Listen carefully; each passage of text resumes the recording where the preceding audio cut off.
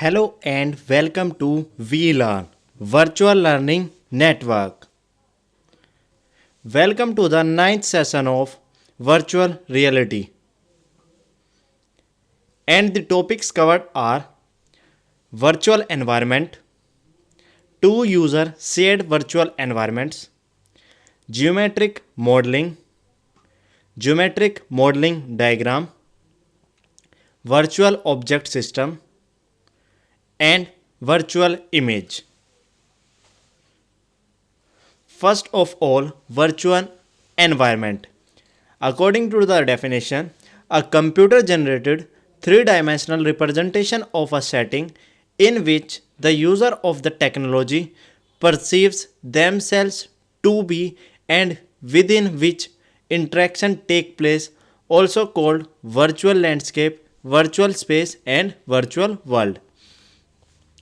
Virtual environment वो world होता है या वो एनवायरनमेंट होता है जो कि वर्चुअली एग्जिस्ट करता है, जिसमें कि 3D ऑब्जेक्ट्स होते हैं और हम वर्चुअली किसी भी एनवायरनमेंट में उस एनवायरनमेंट को हम वर्चुअली फील करते हैं, एक्चुअली उसकी एग्जिस्टेंस नहीं होती है।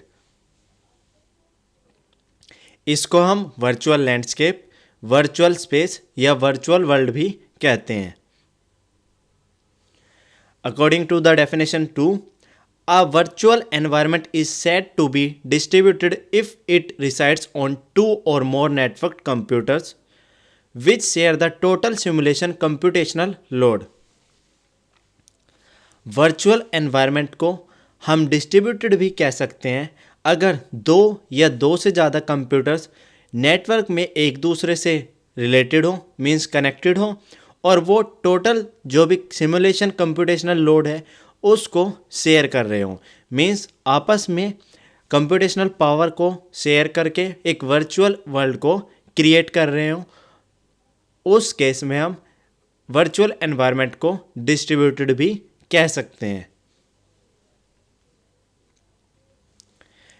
नाउ डेफिनेशन 3, टू और more users are said to be collaborate in distributed virtual environment if they take turns performing a given simulation task such that only one user interacts with a given virtual object at a time. हम virtual world से दो या दो से ज़्यादा users को interact भी करा सकते हैं, बट एट अ टाइम एक पर्सन ही वर्चुअल वर्ल्ड से इंटरेक्ट कर सकता है अगर मल्टीपल पर्सन एक साथ वर्चुअल वर्ल्ड में इंटरेक्ट करना चाहते हैं उस कंडीशन में। Conversely, users cooperate in a simulation if they simultaneously interact with a given virtual object, और we can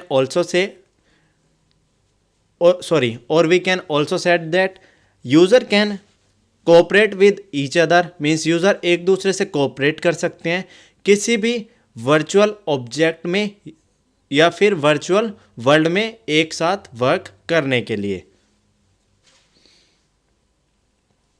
now two users shared virtual environments. Several shared virtual environments based on the internet have been established through the last years.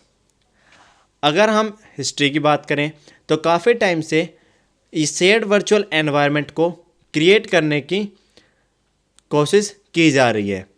Most of them however use a very simple and rather static representation of participant by avatars. इसमें simple and static representations का use किया जाता है जिसके through two और multiple users virtual world को share कर पाते हैं। These characters are simply placed at the current viewpoint of the particular users. किसी यूज़र को एज अ पॉइंट ट्रीट करके हम डिफरेंट कैरेक्टर्स को उसके चारों ओर प्लेस करते हैं, means user as a main role play करता है और डिफरेंट ऑब्जेक्ट उसके चारों ओर प्लेस कर दिए जाते हैं। In such a world, the user's role is basically reduced to that of an observer. और इसमें यूज़र एज अ ऑब्जर्वर का रोल प्ले करता है।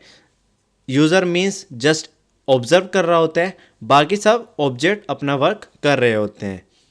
तो इस तरह से हम किसी भी वर्चुअल एनवायरनमेंट को दो या उससे ज़्यादा यूज़र्स में शेयर करा सकते हैं। People visiting these environments do not really become involved into these worlds because their acting capabilities are often limited to walking around, following internet links, and talking to other people. Generally virtual world से interact करने में काफ़ी time लगता है। People इससे directly interact नहीं कर पाते हैं बिकॉज जनरली वो इंटरनेट लिंक्स को फॉलो करते हैं या उनके वो लिमिटेड होते हैं टू देयर वॉकिंग अराउंड्स, या फिर वो दूसरे पर्सन से भी बात कर सकते हैं।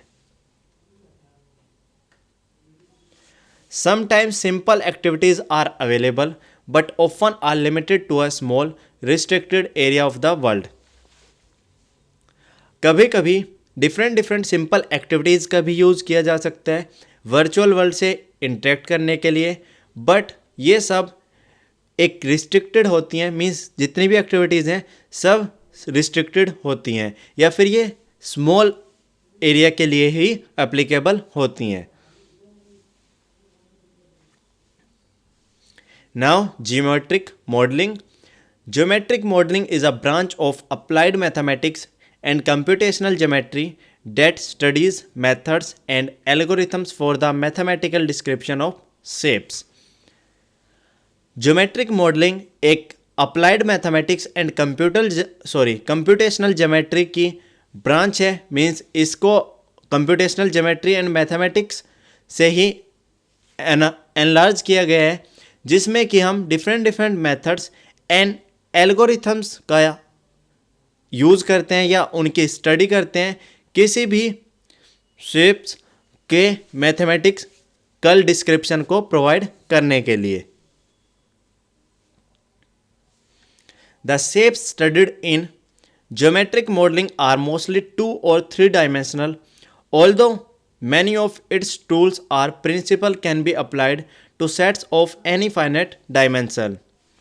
Generally हम 2 शेप्स की ही स्टडी करते हैं, 2 dimensional and 3 dimensional shapes, but हम डिफरेंट टूल्स एंड प्रिंसिपल का यूज़ करके डिफरेंट शेप्स का भी यूज़ कर सकते हैं या डिफरेंट शेप्स की भी स्टडी कर सकते हैं।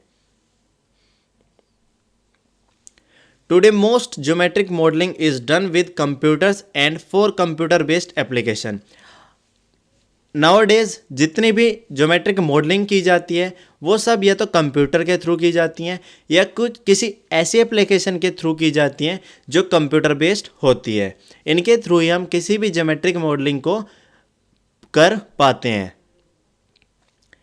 2 dimensional modeling are important in computer typography and technical drawing. जो 2 डायमेंशनल मॉडलिंग होती है वो टाइपोग्राफी एंड टेक्निकल ड्राइंग में एक इम्पोर्टेंट रोल प्ले करती है। 2 डायमेंशनल मॉडल्स के थ्रू ही typography and technical drawing possible होती है। 3 dimensional models are central to computer aided design and manufacturing known as CAD and CAM and widely used in many applied technical fields such as civil and mechanical engineering, architecture, geology and medical image processing. 3 dimensional models की अगर हम बात करें तो 3 dimensional model को हम computer aided design या computer aided manufacturing में जनरली यूज़ करते हैं, जिसको हम कैड या कैम भी कहते हैं। और इसको हम डिफरेंट फील्ड्स में यूज़ करते हैं, जैसे कि सिविल या मैकेनिकल इंजीनियरिंग, आर्किटेक्चर, जियोलॉजी या फिर मेडिकल इमेज प्रोसेसिंग जैसे एरिया में 3D मॉडलिंग का यूज़ किया जाता है। इसके थ्रू हम किसी भी 3D ऑब्जेक्ट को 3D में रिप्रेजेंट कर सकते हैं। इसके लिए डिफरेंट सॉफ्टवेयर्स का यूज़ किया जाता है। Geometric models are usually distinguished from procedural and object-oriented models, which define the shape implicitly by an opaque algorithm that generates its appearance. Generally जो प्रोसीजर्स होते हैं और ऑब्जेक्ट ओरिएंटेड मॉडल्स होते हैं उनसे ज्योमेट्रिक मॉडल्स डिफरेंट होता है, वो उनसे रिलेट नहीं होता है। Procedural and object oriented models का हम यूज़ करते हैं डिफरेंट शेप्स को डिफाइन करने के लिए, और इसमें हम डिफरेंट एल्गोरिथम्स का भी यूज़ करते हैं जिनके थ्रू हम डिफरेंट शेप्स को गेट कर पाते हैं। मीन्स हम डिफरेंट शेप्स क्रिएट कर सकते हैं via various algorithms. They are also contrasted with digital images and volumetric models, which represent the shapes as a subset of a fine regular partition of space, and with fractal models that give an infinitely recursive definition of the shapes.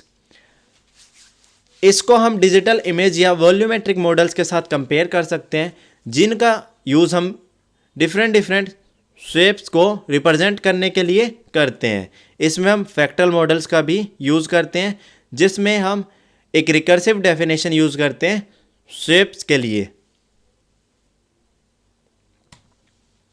However, these distinctions are often blurred. For instance, a digital image can be interpreted as a collection of colored squares, and geometric shapes such as circles are defined by implicit mathematical equations. हम digital image को as a different coloured squares के collection के थ्रू represent करते हैं। Means अगर हम किसी डिजिटल इमेज की बात करें तो वो जस्ट अ कलेक्शन होती है डिफरेंट कलर्ड स्क्वायर का, और ऐसे ही अगर हम सर्कल की बात करें, किसी ज्योमेट्रिक शेप्स की बात करें जैसे कि सर्कल, तो उसमें हम डिफरेंट मैथमेटिकल इक्वेशंस का यूज़ करते हैं वेरियस शेप्स को ड्रॉ करने के लिए। Also a fractal model yields a parametric or implicit model which is recursive definition is truncated to a finite depth. Fractal model एक ऐसा मॉडल होता है जो पैरामेट्रिक होता है, मीन्स हम उसमें पैरामीटर यूज़ करते हैं, या फिर इम्प्लिसिट मॉडल का यूज़ करते हैं जब कोई हम रिकर्सिव डेफिनेशन यूज़ करते हैं। Here is the geometric modeling diagram. This communicate result. This is formulate question. Identify relevant elements of the target system. Change model structure. Implement model. Run and analyze model and communicate result. This is the complete geometric model diagram. Now virtual object system. The Virtual Object System or VOS is a computer software technology for creating distributed object system. VOS या Virtual Object System एक ऐसी computer software technology है जिसके through हम distributed object systems को create करते हैं। The site hosting V objects are typically linked by a computer network such as local area network और द इंटरनेट। वो साइट जो वर्चुअल ऑब्जेक्ट्स या वी ऑब्जेक्ट को होस्ट करती है वो जनरली लिंक्ड होती है डिफरेंट कंप्यूटर नेटवर्क से वाया लोकल एरिया नेटवर्क और लैन या फिर इंटरनेट के थ्रू। अदरवाइज वो वर्चुअल ऑब्जेक्ट को होस्ट नहीं कर सकती है। V object may send message to other V objects over these network lines remotely or within the same host site locally to perform actions and synchronize state.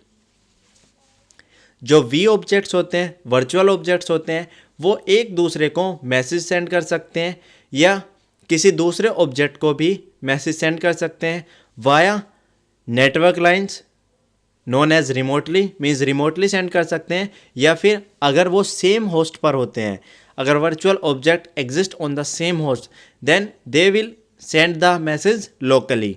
Otherwise if they are on different networks, then they can communicate or send message using remotely connection.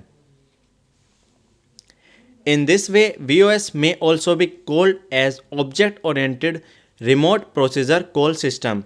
और अगर हम remotely message send कर रहे हैं virtual object को, तो उस state में हम उसको object oriented remote procedure call system कहते हैं. In addition, V-objects may have a number of directed relations to other V-objects, which allows them to form directed graph data structure. और basically जो V-objects होते हैं वो डिफरेंट V-objects से connected होते हैं as a directed relation, means एक direction में कनेक्टेड होते हैं, और इसको हम as a directed graph represent कर सकते हैं. हमारे पास एक डाटा स्ट्रक्चर होता है डायरेक्टेड ग्राफ, जिसके थ्रू हम डायरेक्शन शो करते हैं, और हम उसका यूज़ करते हुए वर्चुअल ऑब्जेक्ट को भी रिप्रेजेंट कर सकते हैं, जिसमें कि एक वर्चुअल ऑब्जेक्ट दूसरे वर्चुअल ऑब्जेक्ट से किस डायरेक्शन में कनेक्टेड है वो रिप्रेजेंट किया जाता है. Now virtual image. In optics a virtual image is an image in which the outgoing rays from a point on the object always diverge. अगर हम ऑप्टिक्स की बात करें तो वर्चुअल इमेज एक ऐसी इमेज होती है जो आउटगोइंग रेज को एक पॉइंट पर, ऑब्जेक्ट के एक पॉइंट पर ऑलवेज डाइवर्ज करती है. उस इमेज को हम वर्चुअल इमेज कहते हैं. It will appear to converge in or behind the optical device. और ये कन्वर्ज करती है या तो बैक साइड में, या तो ये ऐसे अपेयर करती होती है जैसे ये कन्वर्ज कर रही है, या फिर बैक साइड पे ऑप्टिकल डिवाइस के ये क्रिएट हो रही है जैसे कि मिरर में होता है. ये वर्चुअल इमेज के प्रॉपर्टीज या कैरेक्टरिस्टिक्स होती हैं. A simple example is a flat mirror where the image of oneself is perceived at twice the distance from oneself to the mirror. जैसा कि अगर हम एक एग्जाम्पल की बात करें तो अगर फ्लैट मिरर में हम कोई इमेज देखते हैं तो वह ऐसे हमें दिखती है जैसे कि वो twice the distance of actual object exist कर रही हो, तो वो वर्चुअल इमेज होती है. That is, if one is half a meter in front of the mirror, one's image will appear to be at a distance of 1 meter away or half a meter inside or behind the mirror. जैसे कि अगर हम half metre mirror से mirror के सामने खड़े हैं तो हमें virtual image 1 metre away create होती दिखाई देगी. Because the rays never really converge, one cannot project a virtual image. क्योंकि जनरली कोई भी रेज कन्वर्ज नहीं करती हैं तो हम कोई भी वर्चुअल इमेज को प्रोजेक्ट नहीं कर सकते हैं. Now do it yourself. Define virtual image and explain virtual object system. This is the end of session 9. Thank you. Happy learning. We learning.